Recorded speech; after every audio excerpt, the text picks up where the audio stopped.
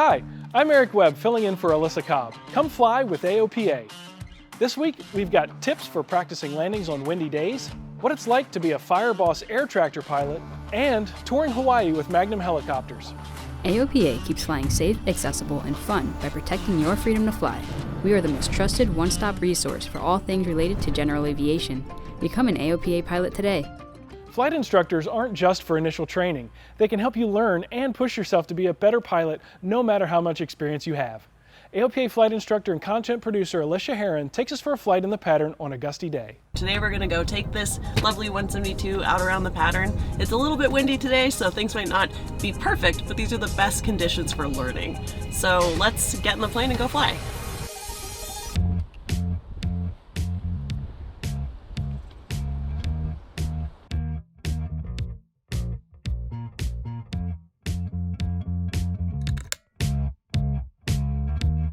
But the main thing that we're going to be looking for on today's flight is just a nice square pattern. We're going to be looking for our traffic pattern altitude. Frederick Ground, Cessna 163 Mike Echo is at the AOPA NAC taxi with Oscar. And we're going to be looking for decisive and meaningful power changes. So we're not going to be moving the power around willy-nilly. We're going to make sure that we're doing everything intentionally. So it'll be a nice flight today. It's going to be a little windy, but it's always good practice to fly in conditions that you wouldn't normally fly in. All right, full power. Keeping those ailerons all the way into the wind tier to the left. And then as our controls become more effective, we can sort of take some of that angle out. Our airspeed's alive, our instruments are green, but my eyes, you'll notice, are outside for most of that. And a nice gentle rotation here. You can watch us crab right into the wind. And we're still tracking that center line out. We got some nice wind today, nice and bumpy. We're climbing really good. I could actually be even more aggressively nose up, but because of the bumps, I'm just gonna keep us right about here as we track this center line out.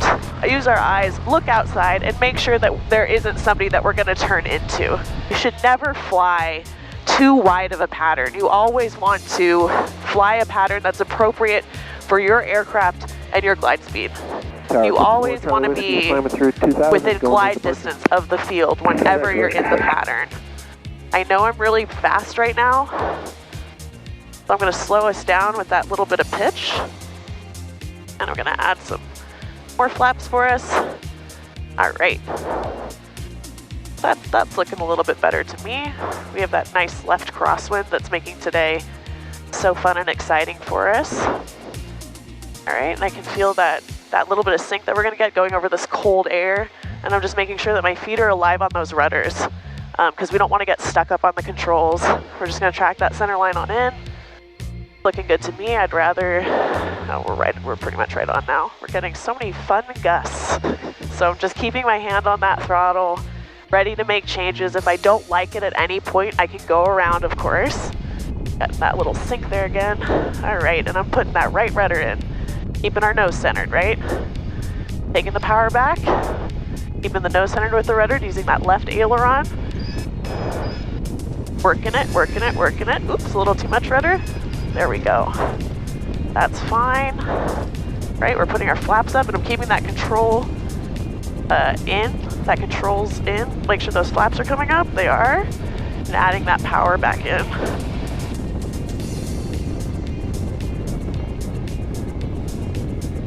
And I'm totally off center. This is Cherokee, Sierra Foxtrot Tango.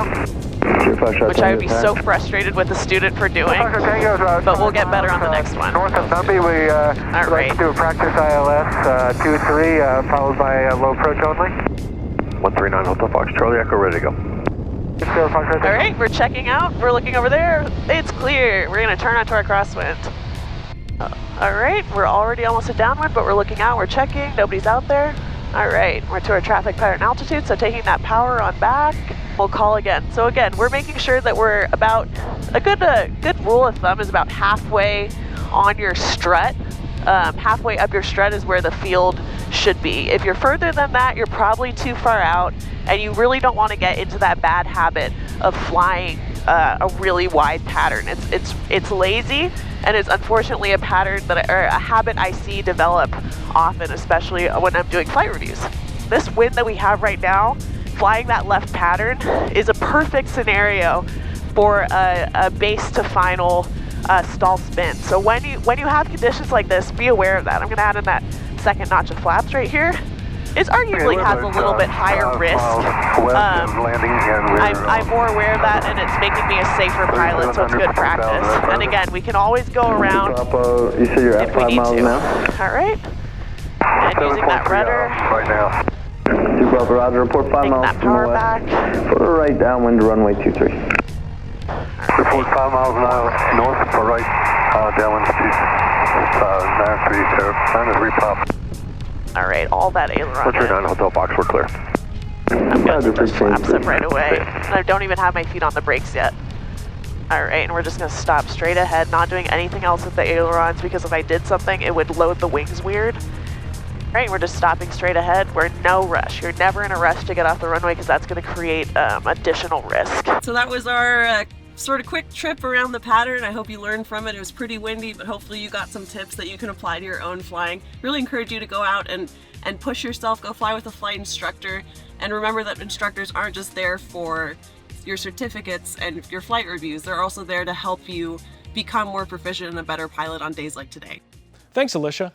And some good news for flight instructors. The FAA proposed rulemaking that would remove expiration dates from flight instructor certificates. This is something that AOPA has been working on for over 20 years. AOPA's Chris Cooper joins us now from our Washington, D.C. office to talk about it.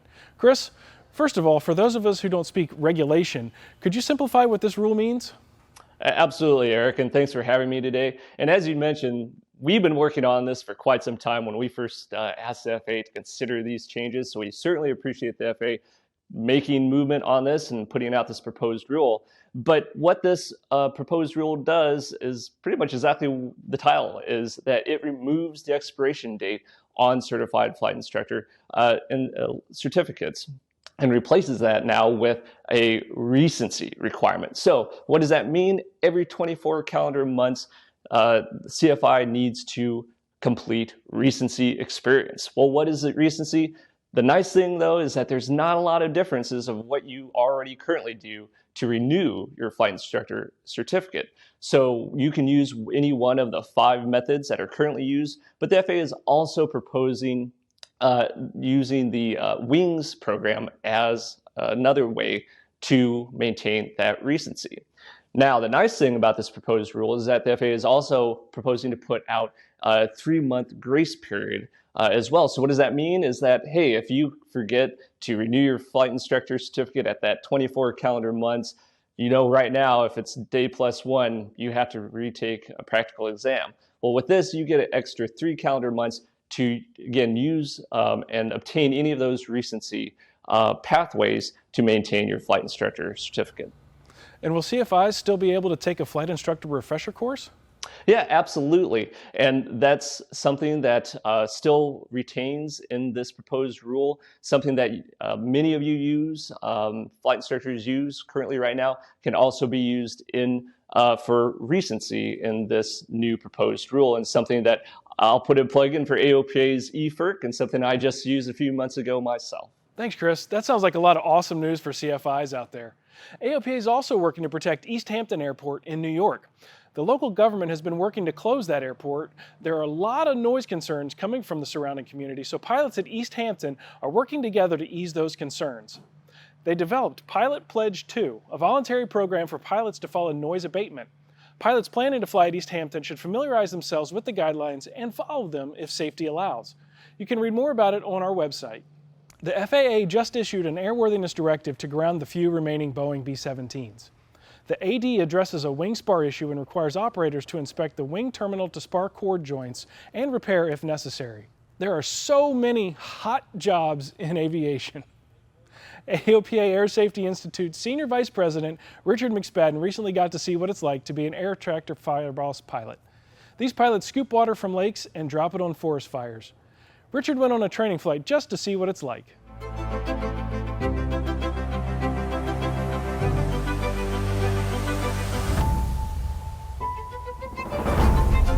There's a lot to train for, for somebody to do this job. They got to wear this airplane, then they have to fight fire with it. just the flying of the airplane itself, then flying it on the water with all the stuff we were working with. And now you're in limited visibility, turbulence operations, fire on the ground, a lot of radio communication. And then you're part of a formation, a part of a bigger effort going on. It's complex. I can see why you require the experience levels you do. To fly this Fireboss aircraft for Dauntless, what are the basics? The basics, only have to have 1,500 hours, but within that 1,500 hours, you need 200 hours of low level, 100 hours of that being Part 137 agricultural application. You need 200 hours of mountain time, 100 hours of seaplane time. So I never find anybody that's got all that stuff that only has 1,500 hours. Yeah, because you were telling me your youngest time pilot that you've hired is 2,200 hours. 2,200. Yeah. Before that, it had been 3,500, and typically it's somebody who's got 4,000 to 6,000 hours when they come to us, or even more. Yeah, what a fun, cool mission. At the same time, fun, it's challenging, it takes a really high level of skill and mental complexity to be part of a whole operation, and meaningful. You know, you're saving resources, saving lives. Pretty cool stuff. Yeah, it's addicting. I enjoy it. I can see why you guys get so attracted to it. You can find the rest of the video on the Air Safety Institute YouTube channel. And now for cool flying jobs, right up there with flying a Fireboss air tractor, flying a helicopter on doors-off aerial tours of Hawaii. Douglas Froning, Chief Pilot of Magnum Helicopters, tells us more. Sure, we're here at Honolulu Airport. I'm standing in front of an MD 500D model, painted up in the Magnum Helicopter scheme you might recognize from the old Magnum P.I. TV show, and we offer doors-off tours of the island of Oahu. FAA minimums are 500 hours for a commercial pilot. We try to look for guys with at least 1,000 hours. And primarily, I've been looking for former CFIs. As myself, I came up as a CFI, and I know from personal experience, I learned a lot being a flight instructor. A lot of the pilots we get will fit into generally one or two categories. One, they're kind of fresh out of flight school, working as a flight instructor. They built up that time, and this is their first turbine job. So they're trying to build up some time to move along into later EMS or utility work. Then the other set of pilots we get are guys a little older who are looking to hit their dream was, I want to fly tours in Hawaii. I want to retire and fly around in Hawaii. So we get that kind of mix right there. We used to fly a lot more. We were flying 7 flights a day before COVID hit. And now we've actually dialed it back, slowed down the pace of our operations. So we don't do any more than 5 flights a day per aircraft per pilot. That allows the pilot to get a break in between every flight, and also it works better for the customers so they don't feel like they're cattle getting just shoved through an assembly line. And I think it works out a better experience for everybody. Before we did these doors off tours and these style of helicopters, we were just using A-Stars with the doors on. At that time, we were working with CBS on Hawaii 5.0. They were filming out here in Hawaii. We had a good relationship with them. And the rumors were starting to fly around that they were going to reboot Magnum P.I. And so the owner had this great idea, well, what if I get one of those old helicopters like in the original Magnum P.I. show? And he bought one, got it painted the same paint scheme from the show, which was actually a factory paint scheme back in the day. So that wasn't copyrighted at all. So bought the helicopter and just kind of planted the bug in the ear of the CBS producers. Hey, I hear you're rebooting. Look what I got. And it all kind of worked out. They rebooted the show. They called us, said, hey, we want to use the helicopter in the show. And we were off and running. So now we can offer the tours in the same aircraft. Now we got 3 of them. They picked us up. You can see the aircraft in the show on Magnum P.I. You may notice different tail numbers from time to time. We try to send them whichever one we have available. And we've gotten a lot of interest from customers coming in from the mainland who love the show. They love the new show, or they love the original show with Tom Selleck. But yeah, it's worked out really good for us. I'll fill in when a pilot is not feeling so well or on vacation. I'll jump in the cockpit and do a few tours myself. Still love it. I love any time I can get up and fly around Hawaii here. I'll get all kinds of options. If you want to fly with us, you can go right to our website, www.magnumhelicopters.com, or you can call our office. You can find us on Google, of course. And then if you're in a hotel in Waikiki, you can go to the activities desks. Most of them know about us, and you can book right through them. I hope you enjoyed this episode of Fly with AOPA. Be sure to like and subscribe so you stay up to date on all of our videos. This week, we leave you with more video from Fireboss pilot training from senior photographer David Toulis. Be sure to send in your favorite flying videos at the link in the description. You just might see them on an upcoming show. And as always, if you're not already an AOPA pilot, we'd love for you to join us. Click that link at the end of the video to learn more about our trial membership.